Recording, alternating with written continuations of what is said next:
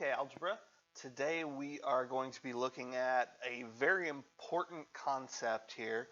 You're going to end up using it a lot over the next however many years of high school math you end up taking, and math beyond that when you go to college, and that is the distributive property. So what does it mean to distribute something? I just pulled this from the dictionary here. So it means to give shares of something, to deal out, or to occur over an entire area. And you're going to see that this definition makes sense with what we're about to be doing here. So let's look at an example here, and let's solve it two different ways. So our local video game store is running a Saturday sale. Each of the first 8 people that walk in decides to buy a brand new game for $59.95, and based on the sale they get a second game for $29.95. So we can represent this with an expression: 8 times the quantity, $59.95 plus $29.95. And with what we've been doing with order of operations, we can just add those two numbers in the parentheses and then multiply by 8. So let's go ahead and do that first and get an answer. So we add the numbers in the parentheses, we get $89.90, and then we multiply that by 8 to get $719.20. Now, there's another way that we can look at this problem, and it's using the distributive property. So we are going to use the distributive property to distribute the 8 through the parentheses before we end up adding. All right, and here's how that looks. We're going to take this 8 and we're going to multiply it by the $59.95, and we're going to multiply it by the $29.95. When we do that, we get $479.60 plus $239.60. If you add those two up, you get $719.20, just like we had before. So two different ways to solve the same problem. So our definition of the distributive property, or what it does anyway, is whenever we have a number that is being multiplied by a sum or a difference, so adding or subtracting, inside of a parentheses, the number outside the parentheses can be distributed via multiplication to the terms inside the parentheses. And if we look at that as an algebraic expression, we could say that A times the quantity B plus C is equal to A times B plus A times C. So that A got distributed to the B and distributed to the C. It got covered inside the entire parentheses. It covered the entire area, just like that second definition we saw. Okay, let's try rewriting these. First we'll solve it though. So go ahead and figure out what is 8 times the quantity, 10 plus 4. Okay, the way that we've been doing this with just regular old order of operations, we can do the numbers inside the parentheses first. 10 plus 4 is 14. And then we can take 8 times 14 and get 112. Now, let's look at a way that we can rewrite this.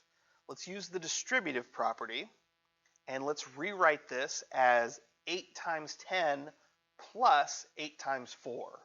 When we do that, we get 80 plus 32, so that's also equal to 112. If we're doing this, we should get the same answer. Otherwise, it's not going to make sense. Okay, let's do the next one. We've got 12 minus 3, that quantity, times 6. Now, it doesn't matter that the 6 is on the other side of the parentheses. It's still multiplication, which means that we can still distribute it. But first off, go ahead and solve this just using normal order of operations. Okay, you can subtract inside the parentheses. That's 9. And then 9 times 6 is 54. Now, go ahead and try to rewrite this as using the distributive property. Just in the box there, rewrite this expression in a different way. Okay, let's look at how that would look. We're going to distribute the 6, and be careful, we're going to keep that negative. So what we're going to have is 12 times 6 minus 3 times 6. So that would be a different way to rewrite this. And if we calculate all that out, we get 72 minus 18, which is 54. Okay, Now, let's get to the actual important part here. So from the last couple slides, this property actually doesn't appear to be very useful because we can just add or subtract the numbers in the parentheses first and then do our multiplication. However, if we are dealing with variables, and especially when we start solving for those variables, this is very, very useful. So let's rewrite 5 times the quantity g minus 9 using the distributive property.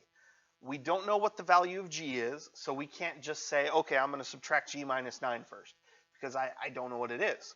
So go ahead and do your best here and try to rewrite that using the distributive property. Okay, so here's what we can do. We can distribute that 5 across the parentheses. So that's going to give us 5 times g minus 5 times 9. But the 5 times 9, we know that that's 45. So our final answer here would be 5g minus 45.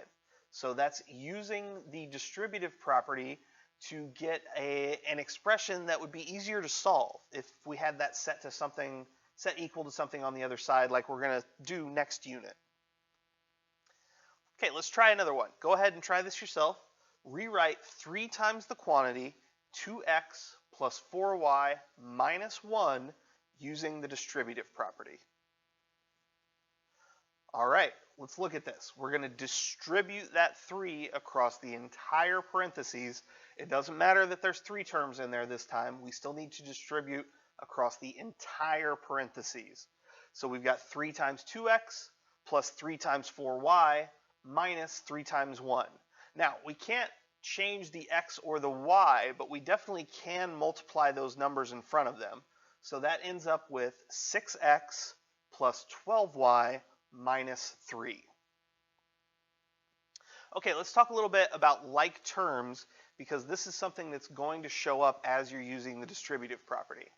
So when 2 or more terms have the exact same variables and the exact same exponents on those variables, they are known as like terms.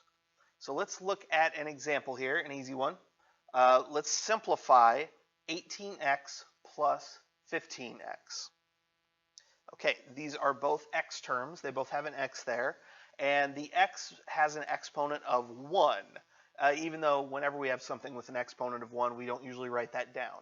But the important thing is that they both have the same variable and they both have the same exponent, so they are like terms. We can combine them. So the 18 and the 15 are known as the coefficients of those terms. Those are actually the numbers that we are going to add together. So to simplify that 18x plus 15x, we can add those to get 33x. And notice, we did not change the x. We just added the 18 and the 15. And I want you to think of that as if the x was an object.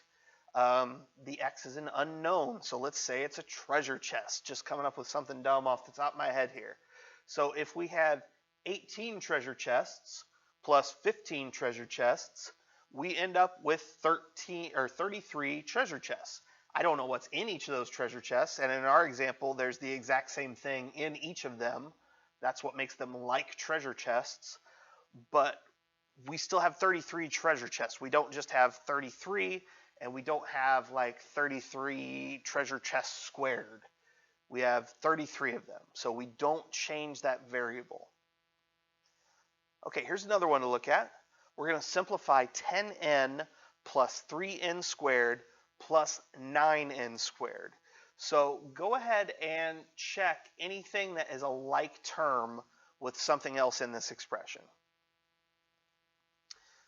Okay, remember to look at the exponents. 2 terms are only like if they have the same exponents. And in Algebra 1A, we're mainly going to be dealing with stuff to the first power, but as you go on to higher math classes, you're going to need to know these. Like, you're going to need to know how to work with these. So 3n squared and 9n squared are like terms because they're both n squared. But 10n does not go with those two because it's n to the first power. So we cannot combine the 10n. We can combine the 3n squared and the 9n squared, The 10n, can't add it in there. So that means that when we add these up, we end up with 10n plus 12n squared, because we add the coefficients of the n squared terms. 3 plus 9 is 12. And this is as simple as we can get. 10n plus 12n squared cannot be simplified any farther unless we figure out what n is. If we were given that n is some number, then we could substitute it in and we could solve. But since n is just a variable and we don't know what it is, we cannot simplify it any farther than this. Okay, one last thing to look at here. We are going to look at the concept of factoring. So factoring is the inverse operation of distribution, kind of like the opposite. Just like addition and subtraction are inverse operations, they undo each other. Multiplication and division are inverse operations, they undo each other. Well, factoring undoes distribution. So the only factoring we're going to look at in this class is GCF, and that stands for greatest common factor. So a greatest common factor of a set of terms is the largest number that can be divided out of each term.